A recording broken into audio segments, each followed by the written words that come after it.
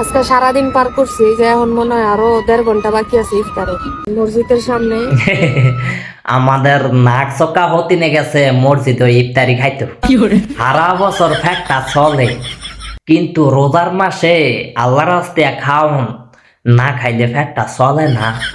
এই সৌদি আরবে বা দুবাইতে দেখা যায় মসজিদের মধ্যে ওই যে আল্লাহর বাস্তে ইফতারি দেয়, তো আই রে বাবুরে সিরিয়াল আর সিরিয়াল, এই যে আল্লাহর বাস্তে ইফতার খাওয়ানোর লেগে এই 10 রিয়ালের 15 রিয়ালের ইফতারি দেয়।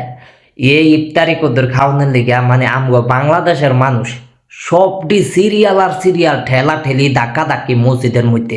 হাই হাই রে, কেউ 2টা লইদ, কেউ 3টা লইদ, কেউ 4টা লইদ, অনেক বদনাম অনেক কিছু ছড়ায় বাইরের রাষ্ট্র।